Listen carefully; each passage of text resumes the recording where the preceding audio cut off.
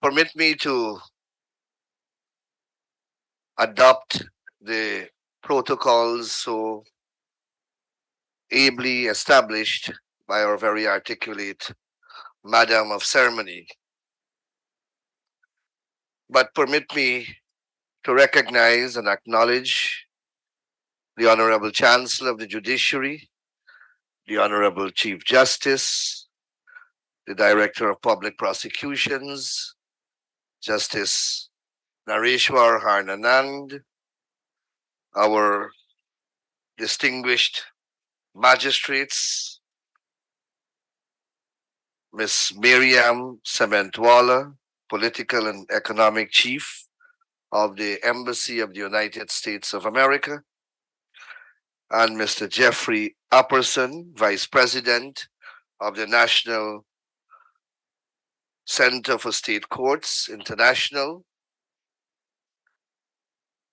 It is an honor for me to be afforded an opportunity to speak at this simple but fundamentally important engagement as it seeks to launch another transformational initiative in the landscape of our country. We speak a lot about this transformation. My driver chose this morning to use a route alternative to the conventional East Bank of Demerara carriageway to convey me here this morning. He chose the road newly constructed linking Mandela Avenue to a new carriageway along the East Bank, running through various of the new industrial and housing developments along that pathway. And I invite you to traverse that route on your return if you have not done so yet. And you get a breathtaking first-hand experience of the transformation about which we speak. This initiative goes hand in hand with similar initiatives across central government and in other adjunct agencies to the administration of justice. So at the level of central government, our government is actively working in replacing manual transactions with digital processes across the administrative infrastructure of central government. So in relation to building permissions, for example, we have incorporated by way of legislation and the supporting administrative framework, the single window unit mechanism. Anyone who has ever had the experience of building anything in Guyana would tell you the ordeal to which they are subject in obtaining the requisite building permissions and associated approvals. You have about 20 agencies involved in the process, depending upon the nature of what you are embarking upon. And at every stage of the process, there is tremendous economic, administrative red tape, bureaucracy, possible corruption, and it causes tremendous delay to get any of those processes approved to the end. The single window initiative collapses that 20 agency process into one. You submit your building applications and all the other applications that are required for the particular permissions that you need at one office, that single window unit. And a time will be ascribed for you to return to that unit for your approval. And that unit will take your documents through every agency, beginning, for example, to get the plan approved at the Mayor and City Council, then the Fire Department, then the Public Health Authority, then the Environmental Protection Agency, and every other. If you need DNI permission, you need river defense permission, all those agencies are embraced in this single unitary process. And the machinery will process those documents automatically. And inherent in the legislation and the administrative process is a mechanism that mandates each agency along the way to process and approve what is before it within a prescribed time. And if that prescribed time expires and that agency does not deal with the application, then the application or whatever approval is sought at that stage is deemed to be approved and the process moves on.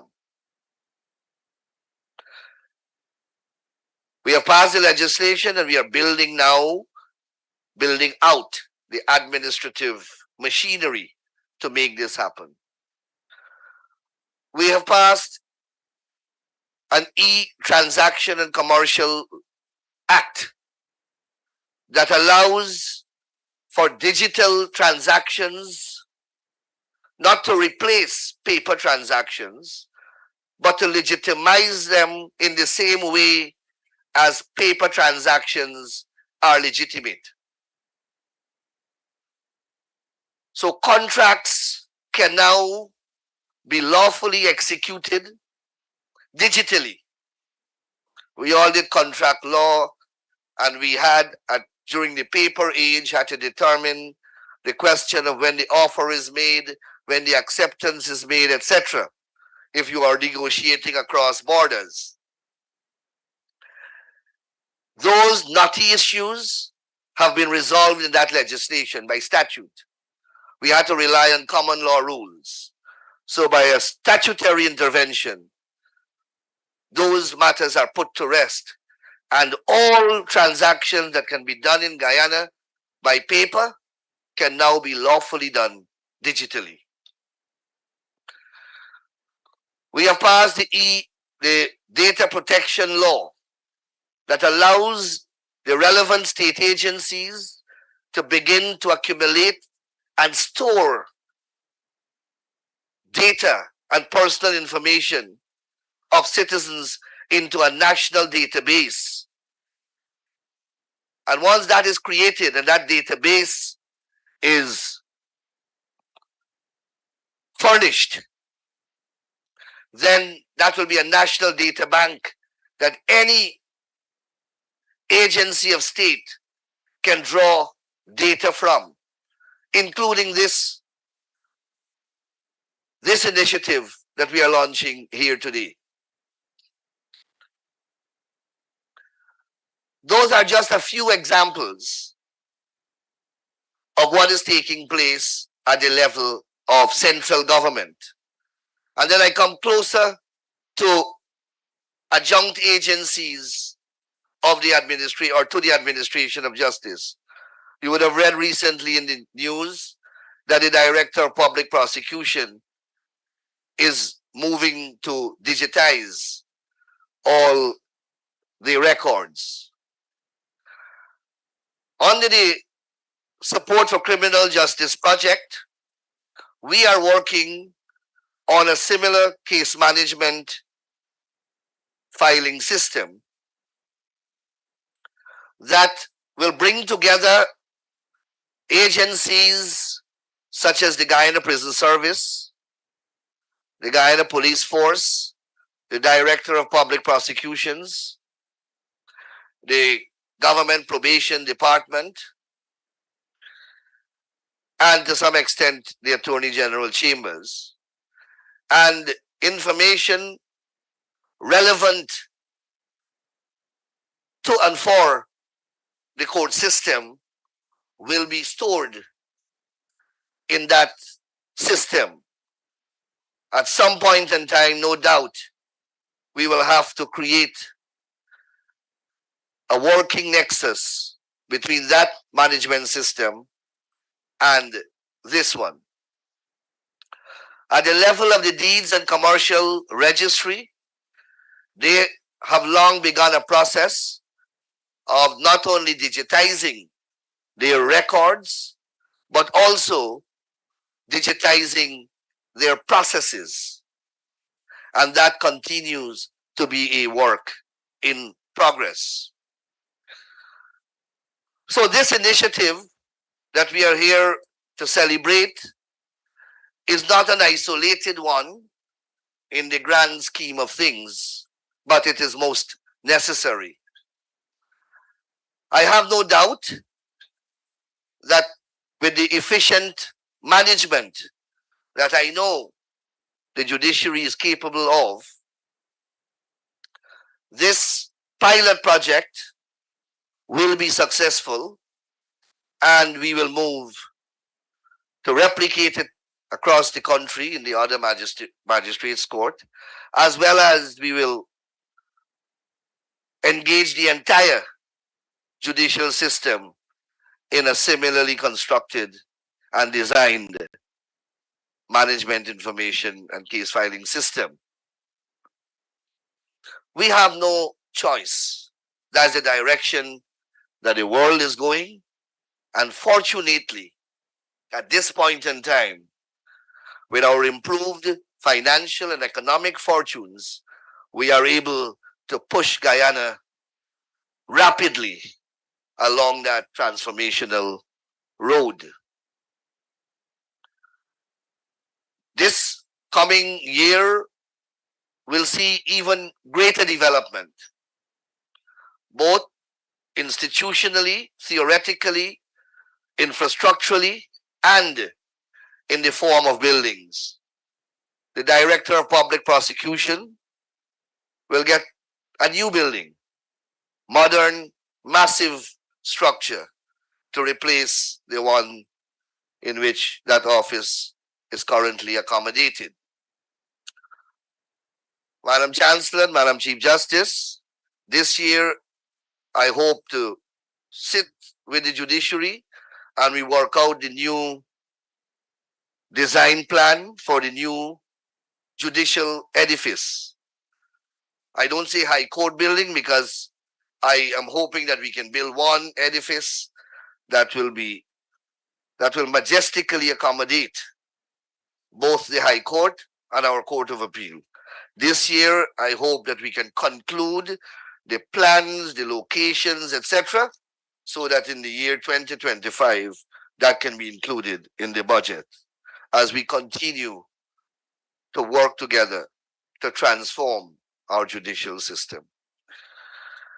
I just want to reiterate for the record that the government of Guyana will continue to support the judiciary as we have done, since we recognize that we cannot advance this country without an effective, modern, efficient, and independent judicial and legal system. It is integral to the economic and social advancement of our country. So you don't have to at any moment worry about the government's support for the work that the judiciary is doing.